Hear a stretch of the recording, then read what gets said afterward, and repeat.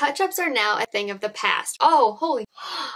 That was an interesting turn of events. Hey girl, welcome to Memory Lane, where my goal is to find you the best beauty products for the best prices. And today's video, we're going to be doing a battle between the top-rated setting sprays specifically for oily skin. So I did some research. These are the top 4 that came up. The first 2 are both e.l.f. First up is the e.l.f. Stay All Night Microfine Setting Spray, and then this is the e.l.f. Matte Magic Mist and Set Spray. I'm going to be dividing my face in half. I'm going to be doing the Stay All Night on my right and the matte on my left. Just going to use this little palette to spray things, help fan it out, all that. Starting with the Stay All Night. According to Amazon, it says 16 hours of wear, keeping your makeup looking fresh from AM to PM. Touch-ups are now a thing of the past. It's infused with cucumber fruit extract to help hydrate and soothe the skin. They updated the spray bottle because it used to get really clogged. I tried like the original first batch when they announced them, and the spray buzz was bad. It's a lot better. 4.6 stars with over 4,000 reviews on Amazon, and it goes for $10. It's a pretty decent sized bottle considering it's drugstore. I've noticed with drugstore setting sprays, like drugstore versus high-end setting sprays, the drugstore tends to be a lot smaller. I've never actually tried this e.l.f. setting spray before, I don't think. According to Amazon, it says a lightweight clear setting spray, I hope it's clear,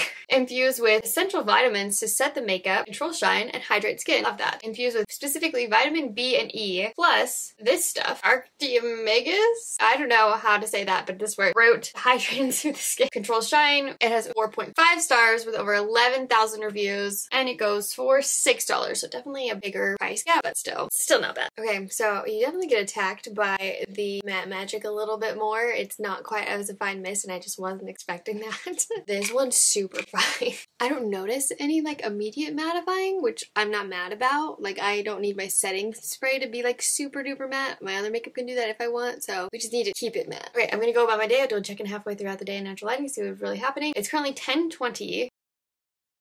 Okay, it's been like 8 hours. I'm just a tiny bit shiny on the other side. I forgot to mention that I didn't use any primer or any powder. I used all cream products. So if oily is gonna get in the way, it's gonna get in the way real fast. I feel like there's not a huge difference. You can let me know if sometimes it's harder to tell on camera where the blush and bronzer and all that stuff is sitting. That looks all the same. Nothing's really shifted. So the only big difference is the fact that we're just a little bit oily on either side. So far, I'm not mad. I'm so torn, it's not even funny, because on the matte side, the Magic Matte Magic, it's a lot less oily. Not that either side is like crazy oily, but there's less oil on this side. But then also my texture's coming through more on this side. Like, it looks a little bit more dry. This side, there's definitely more oil just on the side of my nose. Like, everything still looks smooth out. Maybe we'll see what happens in the next round. These two might not even make it to the final round. We don't know. So I'm not gonna put too much thought into it.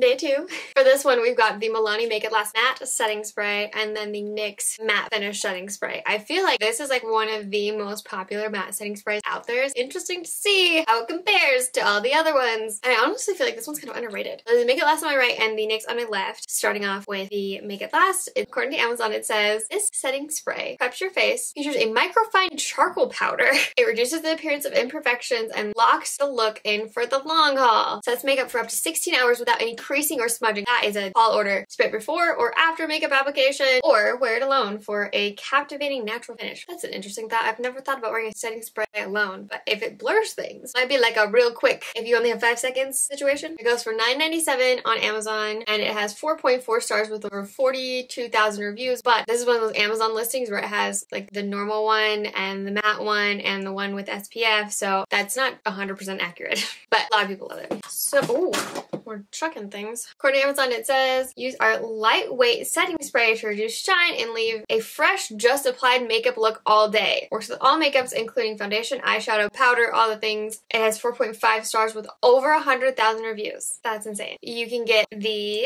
2.03 fluid ounces for $7.84. Spray-wise, this spray is so much more fine compared to this one. You can almost hear how much more intense it is. I would compare these two sprayers are pretty similar, and then these two are pretty similar. It's not like crazy heavy wet, but like when you do this one and then this one, it's like, oh, that's intense. I would say both of these have a lot more matte finish than the e.l.f. one, like by a lot. And it's still not even like 100% dried down, like it's still a little bit wet. I would say my guess right now with how things are sitting, oh, holy... What? I need you to look at this. Look how smooth this side looks, and then look at this side. I don't know if you can tell on camera as much as you can in person, but on this side, especially on the side of my nose, where I have really large pores, it looks like I use like a blurring setting powder and primer together. What? That was an interesting turn of events. I'm gonna go about my day. We'll do a quick check-in and we'll see what happens by the end of this. Oh, what is all that bunching there? No thanks. No, we don't like that. Dang. Okay, Nyx, that's a little sad. This side's a little bit shiny right here. It's not too bad though, and it still looks really like blurred. Right now, I'm okay with this side. I am not. My face looks like droopier on this side. That's insane. Didn't see that coming. There's a lot I didn't see coming in this video, but we'll see what happens. If this gets worse, I'm gonna be really sad, but.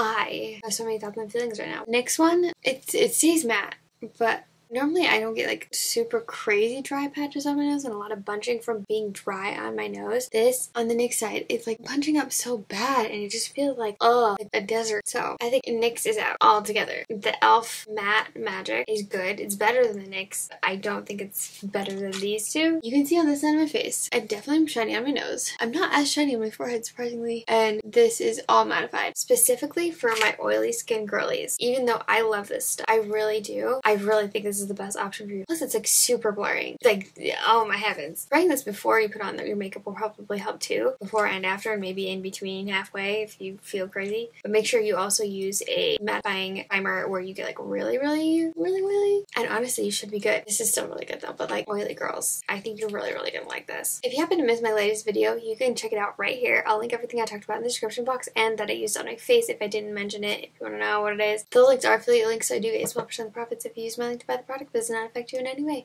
I love you so much and don't forget that you are enough. Bye!